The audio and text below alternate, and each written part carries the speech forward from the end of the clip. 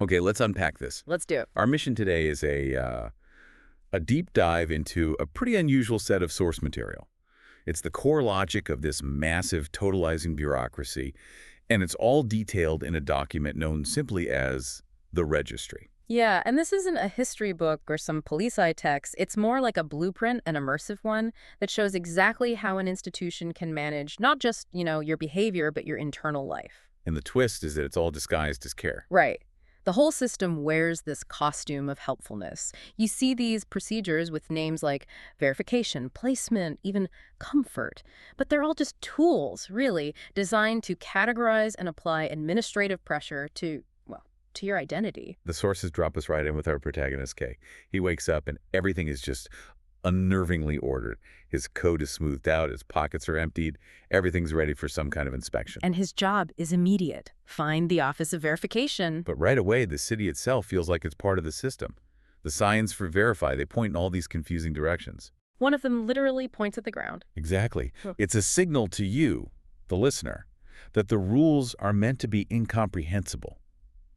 In this world, not knowing the system isn't your fault, it's temeria. It's a symptom. And it's so fascinating how the system leverages just mundane, everyday infrastructure. A glass door between a bakery and an umbrella shop becomes a checkpoint. Or that lift he takes, the one lined with mirrors that reflect him back as narrower and older. Yes. It uses the existing world, but just warps it subtly. It warps your perception to enforce its logic. That physical disorientation, it really sets the stage for his administrative fate because he's immediately introduced to the core metric, the one thing that matters. Proximity. Proximity. It sounds geographical, like distance. But it isn't. Not really. The source gives this chilling definition.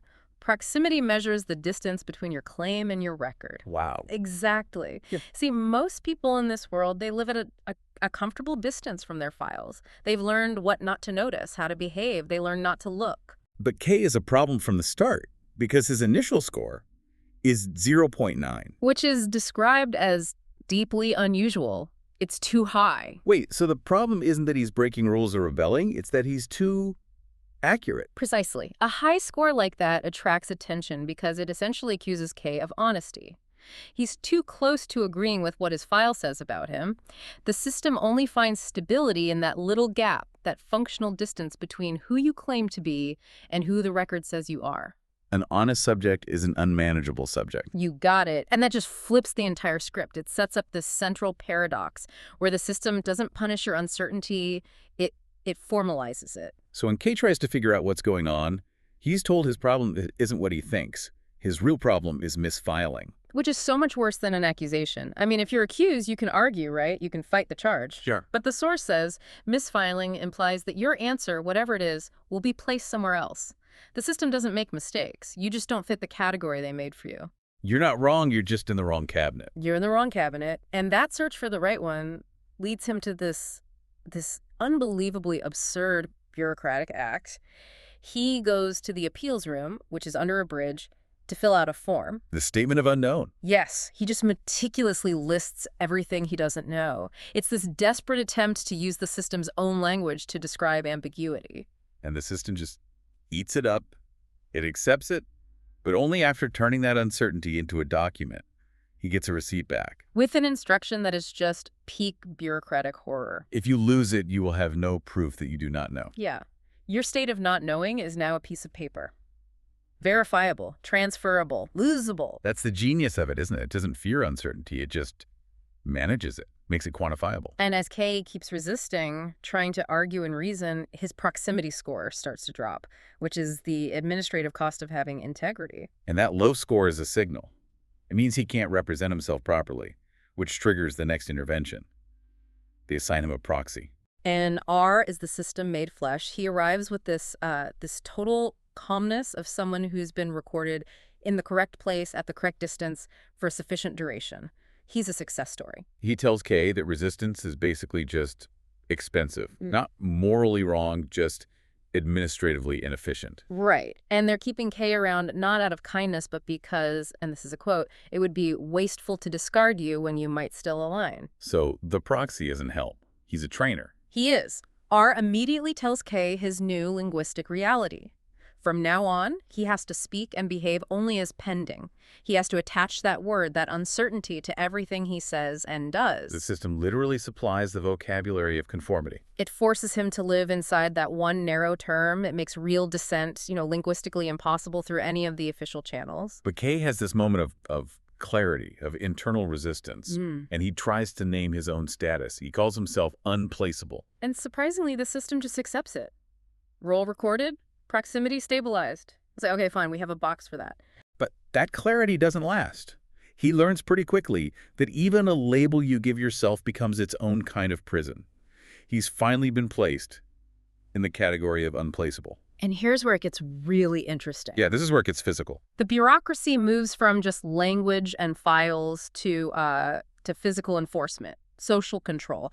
And the most chilling part of this is the mark. The blank square. The blank square. It's what gives the system its social reach. Kay is forced into this mirrored room, and verification is, well, it's achieved by him stamping his own reflection. His own image is treated like a document. He has to authenticate his own existence with this empty shape. And that mark, it immediately contaminates any attempt at human connection. When he talks to another person, someone named L, it triggers a notice of association. The system is actively sterilizing intimacy. It is. L is advised to limit influence, and Kay is warned the mark may spread through contact. So just talking to someone becomes a form of administrative contagion. And his only way to communicate with Elle is through this thing called the recording box, which vets and censors everything. Her reply eventually comes back, but the actual content is withheld to reduce discomfort. Cruelty framed as kindness. Always. The system removes the emotional labor, the discomfort, by managing the language of connection itself. You get a stamped receipt that says you talked, but you don't get the connection. And then the system finds a way to monetize the very discomfort it creates. Of course it does. Neighbors start avoiding Kay, right? They treat him like he's contagious. So the system starts distributing covers, these gray cloth squares you can use to drape over mirrors and shiny surfaces. And Kay gets recruited as the unplaceable liaison to hand them out. It's so cynical. The person selling the cloths explains the logic. The covers don't actually protect anyone. They just ensure people don't have to think about what's underneath. Compliance is sold as cognitive relief. You don't have to face the reality if you could just cover it up. But the contagion isn't just social. There's this tiny, critical moment where Kay finds a faint square trace on his own proxy, on R. Which shows that the procedure contaminates its own agents. The perfect functionary R has been tainted just by being near Kay's unplaceability. And the system, when it sees this flaw in itself, it gets defensive. It creates the Office of Accuracy. And the square with I stamp, all to police what they call counterfeit confidence people, drawing the mark on themselves to seem safer, more compliant than they really are. This is just grotesque. Kay is then forced to use a stamp shaped like his own palm to record his mark onto log sheets. His body becomes an authentication device. He's weaponized against the very thing he embodies. And the control just keeps tightening. It moves back to language. Kay's honesty, his persistence. The system can't compute it, so it gets reclassified as excessive tolerance. And to fight that, they introduce these rigid reason codes. Codes 1 through 7 are for physical things like surfaces and visits, and Code 08 is just other. So when tenants whisper to him about fear or feeling watched, he can't write those words down. Nope. Fear is not administrable. It has no filing category. He has to check box 08 and write some sanitized explanation. This eventually gets formalized when he's transferred to the facility, where a word like human is officially translated to subject, surface incomplete. His failure to enforce these codes perfectly leads to his physical isolation. They install a surface frame on his door, which basically turns his apartment into a service counter. He's literally contained, and it's public. The Discomfort Index Board in the city, which tracks community anxiety, shows the score dropping from 12 to 11 the moment he's sealed off. His isolation is sold as a public good, a communal benefit. Which leads to his transfer, for stability, they say, to the facility of surfaces. His entire identity is now just the surface level. He starts at level 2. And the goal there is just pure training, perfecting his silence, making him fully administrable. But that human need for connection, it's still there. He and a neighbor, they attempt what the system calls unapproved noise. Tapping through a curtain, then whispering. And the facility's response is instant and procedural. Contact is renamed acoustic protocol. They put felt strips on the bed frames to muffle sound. They install reinforced sealed curtains. Every little act of spontaneity is categorized, codified, and crushed. The system is so hypervigilant, it even polices individual words. It identifies perhaps as a contaminant because it creates ambiguity. It resists a definite, confirmable state. But they don't ban it. No, and that's the key. They don't eliminate it, they cage it. They create modifier code M7, and K is only allowed to say perhaps when an examiner prompts him during an assessment. So ambiguity is okay as long as it's scheduled. Exactly, as long as it's centrally controlled. This all culminates in the mirror's day, where reflection itself is policed by automated shutters and films. K tries one last, tiny, passive act of non-compliance. He just refuses to confirm that he has received his own reflection. And this is the ultimate procedural horror. The system doesn't make him speak, it just applies assisted confirmation. It supplies his consent for him. It starts stamping pre-printed labels that say receipt confirmed directly onto his reflection in the glass. His silence is processed as absolute confirmed consent. Wow. And finally, his deep silence, his low output. It leads to the final threat, imminent non-recordability. If he stops producing data, he risks administrative oblivion. So they offer enclosure options on a menu card. A menu card, and one of the options is the cleanest exit.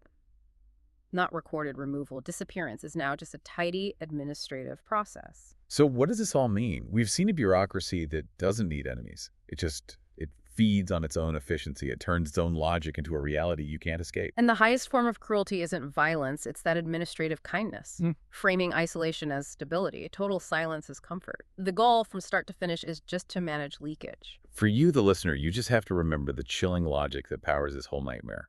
Want is not recorded. You can't file a request based on desire. The lock recognizes confirmation. Compliance, not truth, is the key that opens the door. And most critically, the mark may spread through contact. The system works not by force, but by giving you the vocabulary and then forcing you to live inside it. Rebellion becomes linguistically impossible before you even think it. In the end, our protagonist is removed. He's not recorded. The system gets what it wants. The discomfort index drops. Comfort is stabilized. And yet, the sources detail one final, tiny human act that it couldn't extinguish. His final, unapproved glimpse of his own face in an uncovered mirror. A moment that could not be revised because it never ever became a file. And that unrecorded moment. Yeah. That's key. If this whole bureaucracy works as hard as to translate and quantify ambiguity, to cage a word as simple as perhaps, what unmeasurable sentence are you holding inside right now that the system has not yet figured out how to charge you for? Go explore that thought.